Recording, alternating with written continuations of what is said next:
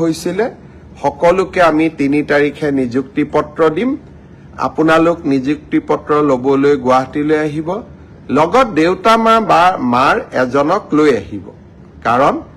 আপোনালোকৰ এই সাফল্যৰ দিনটোত লগত দেউতা বা মাক আপোনালোকে লৈ আহিলে তেওঁলোকেও ভাল পাব আৰু আপোনালোকেও আনন্দ অনুভৱ কৰিব মই সকলো মোৰ অতি মৰমৰ ভাগিন সকলক যিসকলে পৰীক্ষাত পাছ কৰিছে সকলোকে নহয় যিসকলে পৰীক্ষাত উত্তীৰ্ণ হল তেওঁলোকক নিযুক্তি পত্ৰ লবলৈ মই 3 তাৰিখে আকৌ এবাৰ নিমন্ত্ৰণ জনালো এতিয়া সকলোৱে ভাবিব যে মই এডিআৰিত পৰীক্ষাত পাছ কৰি আছো মই হেলথত পাছ কৰিছো এগ্ৰিকালচাৰত মই পাছ কৰি আছো আমাৰ নিযুক্তি পত্ৰ কেতিয়া পাম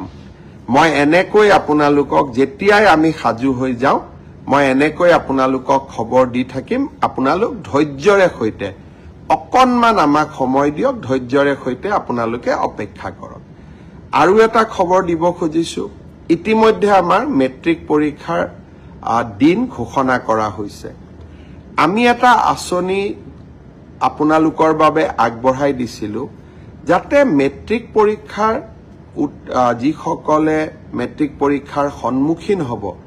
তেওঁলোকে যাতে কিতাপ এখন কিনিব পাৰে পেন এটা কিনিব পাৰে কলম এটা কিনিব পাৰে গাখীৰ এগিলাস খাব পাৰে অলপমান নোটৰ বহি এখনো কিনিব পাৰে সেইভাবে আমি প্ৰতিশ্ৰুতি দিছিলো যে আপোনালোকক আমি মেট্ৰিক পৰীক্ষা নোহোৱালৈকে মাহত 300 টকাকৈ দি থাকিম এইবাৰ প্ৰায় 4,25,000 ছাত্ৰ ছাত্ৰীয়ে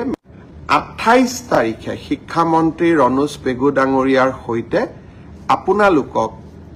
নৱেম্বৰ মাহৰ 300 টকাটো মুকলি কৰি দিম তাৰ পিছত ডিসেম্বৰত পাব জানুৱাৰীত পাব ফেব্ৰুৱাৰীত পাব প্ৰত্যেক মাহতে 300 টকাকৈ আপোনালোকে পাই থাকিব তৃতীয় আৰু এটা খবৰ দিব খুজিছো বিটিসি নিবাসী সকলে বা বিটিসিত বাস কৰা ৰাইজে প্ৰায়ে আমাক সুধি থাকে যে আমি অৰুণোদয় কেতিয়াৰ পৰা পাম আমি বিটিসিত অৰুণোদয় তালিকাখন প্ৰায় সম্পূৰ্ণ কৰিছো অহা 12 তাৰিখে 12 ডিসেম্বৰ তাৰিখে কোকৰাঝাৰত মই যাম হাগ্ৰামা মহিলাৰী ডাঙৰীয়াও থাকিব আমাৰ মন্ত্ৰী বিধায়ক সকলো থাকিব 12 তাৰিখে আমি বিটিসিৰ অৰুণোদয় আঁচনিটো আৰম্ভ কৰিম আপোনালোক সকলে উপকৃত হ'ব আজি বহুত দীঘলীয়াকৈ ক'ব খোজা নাই বিধানসভা চলি আছে সেইকাৰণে মই ৰাজনৈতিক কথা বতৰা আজি আপোনালোকক ক'ব খোজা নাই চৰকাৰখনে বিকাশৰ কাম কৰি আছে উন্নয়নৰ কাম কৰি আছে আৰু আমি আপোনালোকৰ কাৰণে নিৰন্তৰ কাম কৰি থাকিম